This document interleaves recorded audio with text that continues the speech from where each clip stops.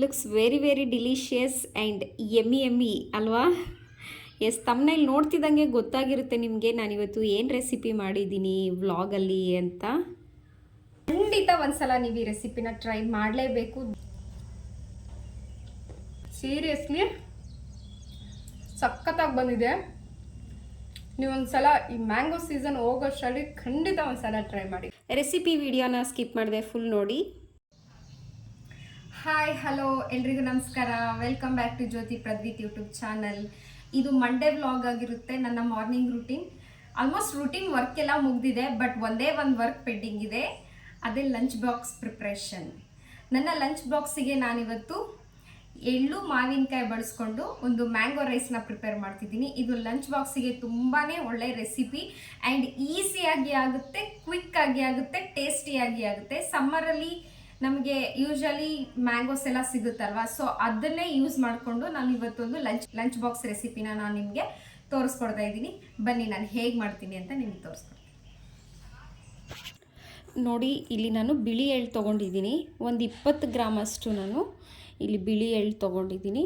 ಹಾಗೆಯೇ ಒಂದು 6 ನಾನು ಒಣಮೆಣಸಿನ್ಕಾಯಿನ ತೊಗೊಳ್ತಿದ್ದೀನಿ. ಇದು ಸ್ಪೈಸಿ ಇದೆ, ನೀವು ಖಾರ ಎಷ್ಟು ತಿಂತೀರಾ ನೋಡಿಕೊಂಡು ತೊಗೊಳ್ಳಿ. ನಾನಿಲ್ಲಿ ಒಂದು 6 ತೊಗೊಂಡಿದ್ದೀನಿ.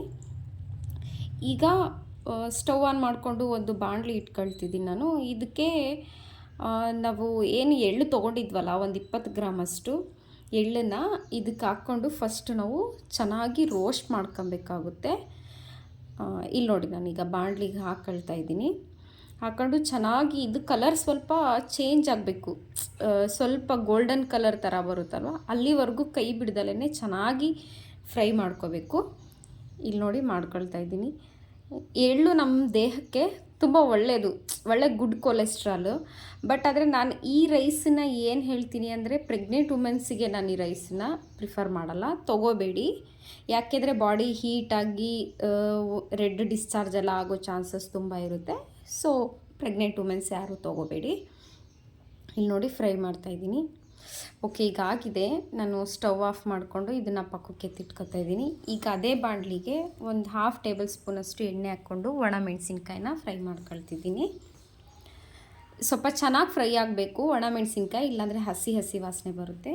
ಈಗ ಒಂದು ಮಿಕ್ಸಿ ಜಾರಿಗೆ ನಾವೇನು ಹುರಿದಿಟ್ಕೊಂಡಿದ್ವಲ್ಲ ಎಳ್ಳು ಮತ್ತು ಒಣ ಮೆಣಸಿನ್ಕಾಯಿನೂ ಸೇರಿಸ್ಕೊಂಡು ಒಂದು 1/2 ಟೇಬಲ್ ಸ್ಪೂನಷ್ಟು ನಾನು ಇದಕ್ಕೆ ಜೀರಿಗೆನ ಹಾಕ್ಕೊಳ್ತೀನಿ. ಎಸ್ ನೋಡಿ, 1/2 ಟೇಬಲ್ ಸ್ಪೂನಷ್ಟು ನಾನಿಲ್ಲಿ ಜೀರಿಗೆನ ಹಾಕ್ಕೊಂಡಿದ್ದೀನಿ. ಇಷ್ಟೇ. ಈಗ ಇದನ್ನು ನಾವು ಮಿಕ್ಸಿಗೆ ಹಾಕ್ಕೊಂಡು ಪೌಡ್ರ್ ಮಾಡ್ಕೊಳ್ಳೋಣ. ಚೆನ್ನಾಗಿ ಒಂದು ಫೈನ್ ಪೌಡ್ರ್ ಆಗಬೇಕು ಇದು. ನಾನು ಆಲ್ರೆಡಿ ಒಂದು 3/4 ಗ್ಲಾಸಷ್ಟು ಅನ್ನನ ಇಲ್ಲಿ ಮಾಡಿಟ್ಕೊಂಡಿದ್ದೀನಿ.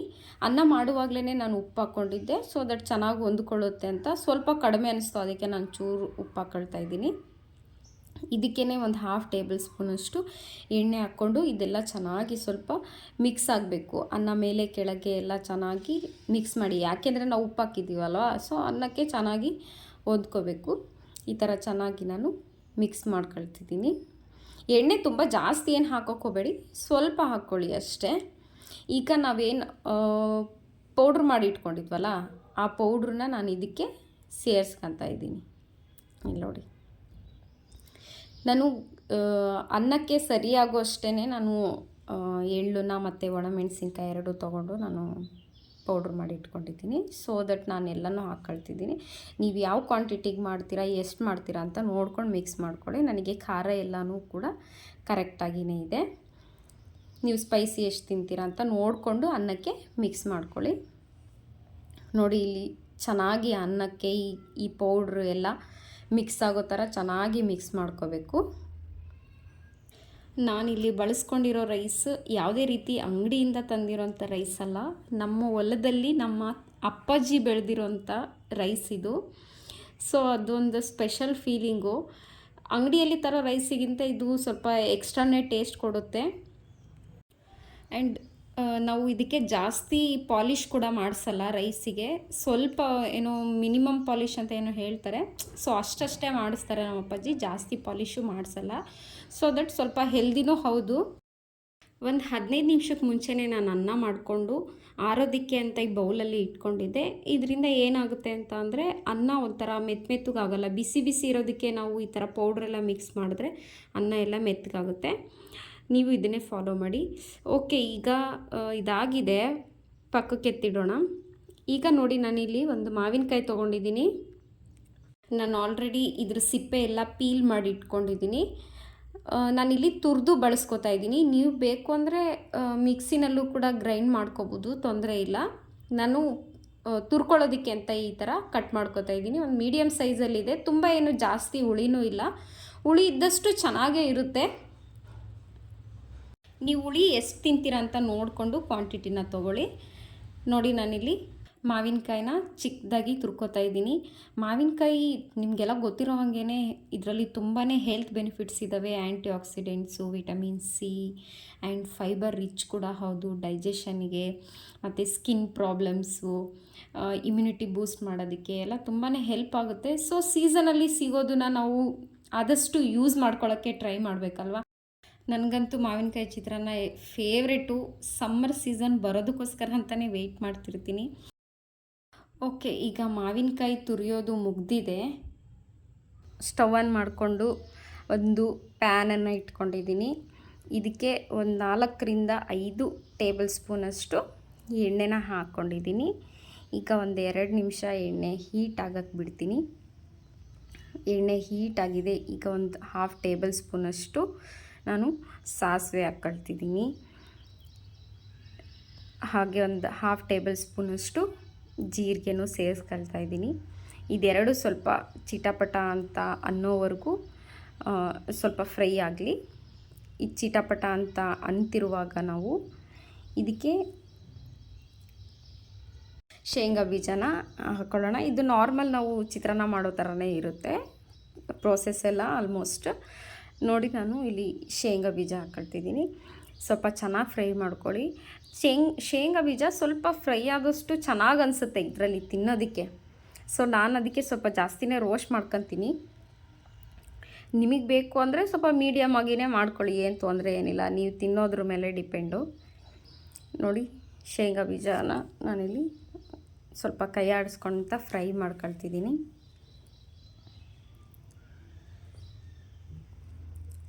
ಒಂದು 70% ಅಷ್ಟು ಫ್ರೈ ಆದಮೇಲೆ ಇದಕ್ಕೆ ನಾನು 1 ಟೇಬಲ್ ಸ್ಪೂನಷ್ಟು ಕಡಲೆಬೇಳೆನ ಹಾಕ್ಕೊಳ್ತಿದ್ದೀನಿ.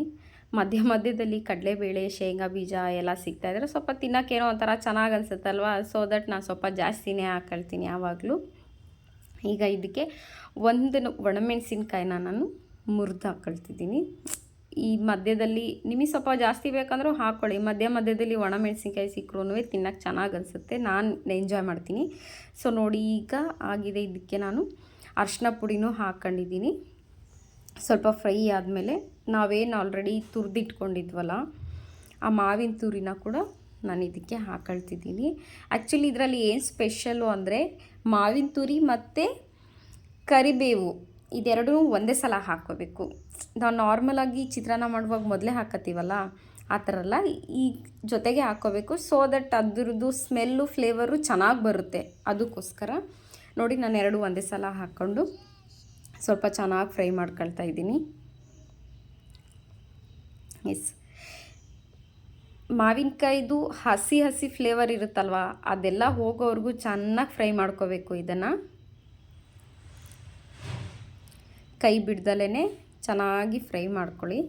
ಮಾವಿನಕಾಯಿ ಸೀಸನ್ ಬಂದರೆ ಸಾಕು, ಮಾವಿನಕಾಯಿಂದ ಜ್ಯೂಸ್ ಮಾಡ್ಕೊಳ್ಳೋವಂಥದ್ದು, ಹಾಗೆ ಉಪ್ಪಿನಕಾಯಿ ಮಾಡೋವಂಥದ್ದು, ಹಸಿ ಮಾವಿನಕಾಯಿಂದ ಚಟ್ನಿ ಮಾಡೋದು, ಹಾಗೆ ಮಾವಿನಕಾಯಿಗೆ ಉಪ್ಪು ಖಾರ ಹಾಕ್ಕೊಂಡು ತಿನ್ನೋವಂಥದ್ದು, ಮತ್ತು ಹಣ್ಣಿಂದ ಮಿಲ್ಕ್ ಶೇಕು, ಜ್ಯೂಸಸ್ಸು, ಸೀಕರಣೆ ಮಾಡೋದು, ಹಾಗೆ ಈ ಪುಡ್ಡಿಂಗ್ಸ್ ಎಲ್ಲ ಮಾಡೋದು, ಆ ಥರ ಎಲ್ಲ ತುಂಬಾ ಇಷ್ಟಪಟ್ಟು ಮಾಡ್ಕೊಂಡು ತಿಂತಾಯಿರ್ತೀವಿ. ನನಗಂತೂ ತುಂಬಾ ಇಷ್ಟ. ಸೀಸನಲ್ಲಿ ಸಿಗೋವಂಥ ಮಾವಿನಕಾಯಿ, ಮಾವಿನ ಹಣ್ಣು ಈ ಥರ ಎಲ್ಲ ಸ್ವಲ್ಪ ಚೆನ್ನಾಗಿ ತಿಂದರೆ ದೇಹಕ್ಕೆ ತುಂಬಾ ಒಳ್ಳೆಯದು. ಸೊ ಈಗ ಗೊಜ್ಜು ರೆಡಿಯಾಗಿದೆ. ಇದಕ್ಕೆ ನಾನೇನು ಆಲ್ರೆಡಿ ಮಿಕ್ಸ್ ಮಾಡಿ ಇಟ್ಕೊಂಡಿದ್ನಲ್ಲ ರೈಸು, ಅದನ್ನು ಸೇರಿಸ್ಕೊಳ್ತಾ ಇದ್ದೀನಿ. ನೋಡಿ, ಸೇರಿಸ್ಕೊಂಡು ಸ್ವಲ್ಪ ಮೇಲೆ ಕೆಳಗೆ ಎಲ್ಲ ಚೆನ್ನಾಗಿ ಮಿಕ್ಸ್ ಆಗೋ ಥರ ಮಿಕ್ಸ್ ಮಾಡ್ಕೋಬೇಕು. ಎಸ್, ನೋಡಿ ನೋಡೋಕ್ಕೆ ಎಷ್ಟು ಕಲರ್ಫುಲ್ ಆಗಿದೆ. ಈಗ ಇದಕ್ಕೆ ಸ್ವಲ್ಪ ಕೊತ್ತಂಬರಿ ಸೇರಿಸ್ಕೊಂಡ್ರೆ ತುಂಬಾ ರುಚಿಯಾಗಿರೋ ಮ್ಯಾಂಗೋ ರೈಸ್ ರೆಡಿ ಆಯಿತು. ಎಸ್ ನೋಡಿ ಎಷ್ಟು ಸಖತ್ತಾಗಿ ಕಾಣಿಸ್ತಿದೆ. ಇವತ್ತಿನ ನನ್ನ ಲಂಚ್ ಬಾಕ್ಸ್ ರೆಸಿಪಿ ಎಳ್ಳು ಮಾವಿನಕಾಯಿ ಚಿತ್ರಾನ್ನ ಆಗಿತ್ತು. ನಿಮಗೆ ಈ ರೆಸಿಪಿ ಹೇಗನ್ನಿಸ್ತು ಅಂತ ನನಗೆ ಕಮೆಂಟ್ ಮಾಡಿ. ಖಂಡಿತ ಒಂದ್ಸಲ ನೀವು ಈ ರೆಸಿಪಿನ ಟ್ರೈ ಮಾಡಲೇಬೇಕು, ಬಿಗ್ ಫ್ಯಾನ್ ಆಗ್ತೀರಾ. ಓಕೆ, ನಾನೀಗ ಟೇಸ್ಟ್ ಮಾಡಿ ನೋಡ್ತೀನಿ.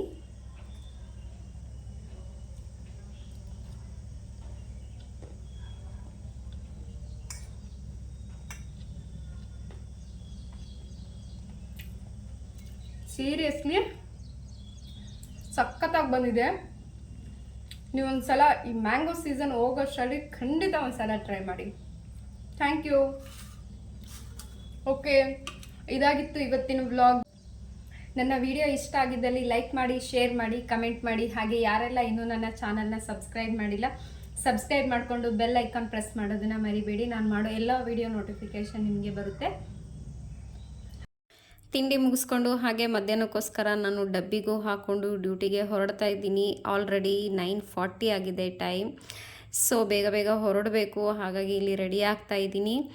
ಸೊ ಫೈನಲ್ ಟಚ್ ಒಂದಿದೆ, ನನಗಿದು ತುಂಬಾ ಫೇವ್ರೇಟ್. ನನ್ನ ಹೋಲ್ ಡೇ ಫ್ರೆಶ್ನರ್ ಅಂತಲೇ ಹೇಳ್ಬೋದು.